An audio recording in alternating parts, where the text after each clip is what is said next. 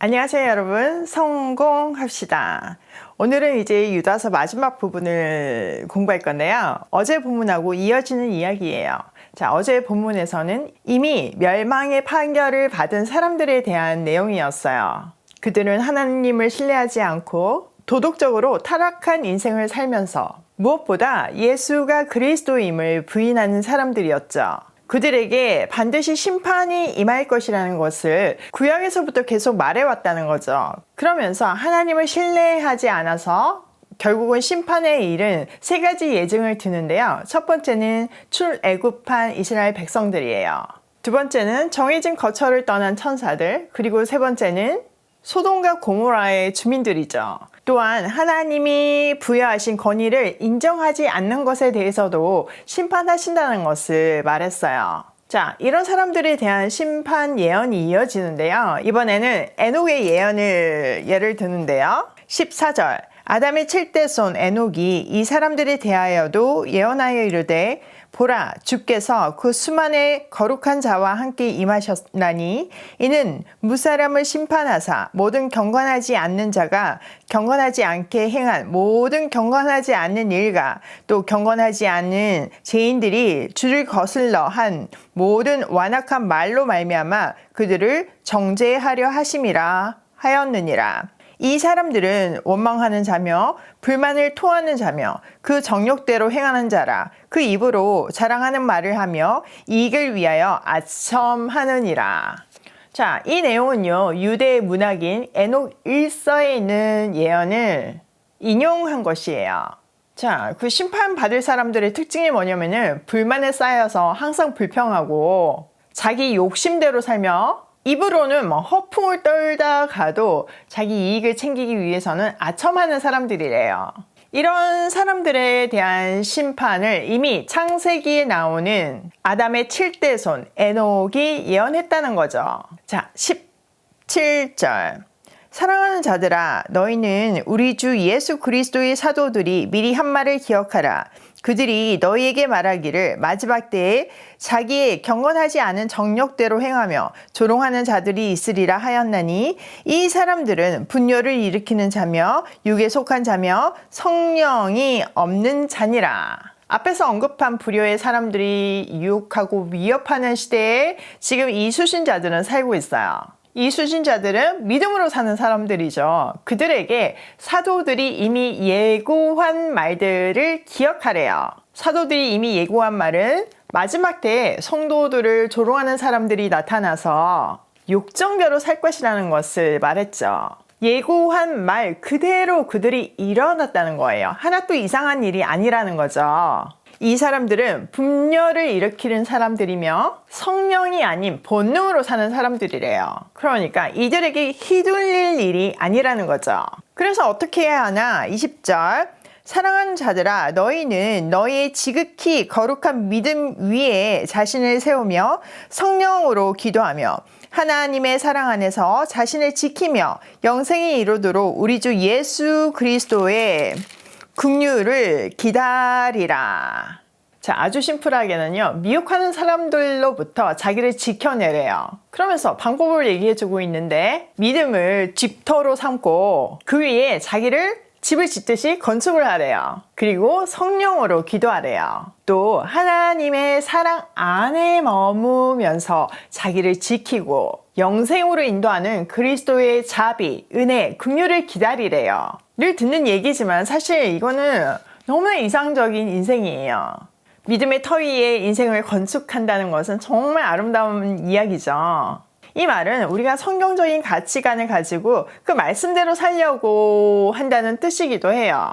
우리가 빨간 안경을 쓰고 세상을 바라보면 세상이 빨갛게 보이고 노란색을 쓰면 노랗게 보이는 것 같이 세상을 성경적인 세계관으로 보면 다른 세상이 보여요. 하나님의 하트가 뿅뿅뿅 날아다니는 그런 세상이죠. 풀 한 포기에도 녹아있는 하나님의 사랑. 창의적이고 섬세하고 놀라운 색채감을 가진 그 사랑이 우리를 감동시켜요. 그 아름다운 세상을 지으신 분이 나를 그 세상 어떤 것보다 귀하게 지으셨다는 사실이 우리를 힘나게 해요. 그래서 우리는 하나님의 사랑 안에 머물 수 있어요. 뭘 봐도 하나님의 사랑이 보이고 하나님의 사랑에 감동하니까 하나님의 사랑 안에 머물 수밖에 없죠. 우리가 그렇다고 해도 실수하기도 하고 넘어지기도 하잖아요. 그런데 용기를 잃지 않아도 되는 것이 그리스도의 긍휼이 우리의 든든한 백그라운드가 돼주고 있기 때문이에요. 내가 실수를 해도 일으켜 주실 분이 계시기 때문에 그거 믿고 엄청 실수하면 안 되지만 연약한 나에게 소망을 가질 수 있는 거죠. 하나님 안에 산다는 것은 참 복되다는 것을 매 순간 느끼고 있어요.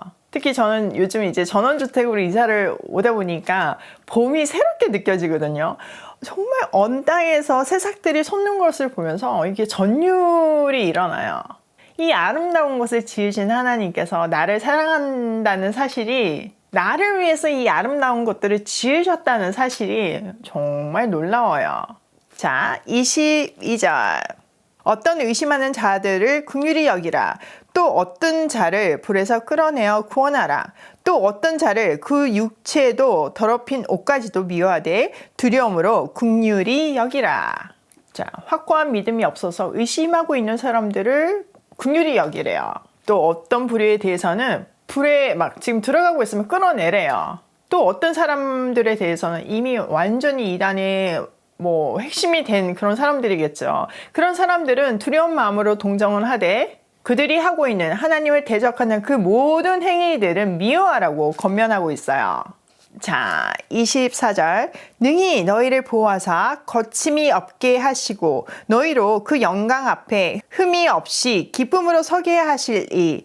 곧 우리 구주 홀로 하나이신 하나님께 우리 주 예수 그리스도로 말미암아 영광과 위엄과 권력과 권세가 영원 전부터 이제와 영원토록 있을지어다. 아멘. 정말 엄청난 축복의 말을 남기고 있는데요. 우리를 넘어지지 않게 지켜주시고 흠이 없는 사람으로 만들어 가시는, 양육해 가시는 분 앞에서 언젠가 그 영광 앞에 기쁘게 우리가 서게 하실 그 능력을 가지신 분, 즉 우리의 구주이시고 오직 한 분이신 하나님께 영광과 위엄과 주권과 권세가 우리 주 예수 그리스도로 말미암아 영원 전부터 그리고 지금 또 앞으로의 영원까지 있기를 바란대요. 우리를 죽기까지 사랑하시는 하나님을 하나님 되게 하는 인생, 그분의 영광과 위엄과 주권과 권세를 드러나게 하는 인생을 우리는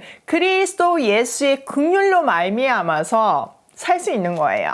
이 영원하고 위대한 사랑에 비하면요, 지금 우리를 흔들고 있는 이 유혹이 얼마나 하찮은가요? 우리가 생각하고 고민하고 있는 것들이 얼마나 작은가요? 그러니 이 유혹에 흔들리지 말고 하나님께 시선을 고정시키며 신뢰하며 그분을 의지하며 살아가라는 마지막 권면이죠. 그리스도의 은혜가 우리를 정말 멋진 사람으로 양육하고 당신의 영광에 이르게 하실 것을 소망하면서 흔들리지 않는 삶을 살아야 해요.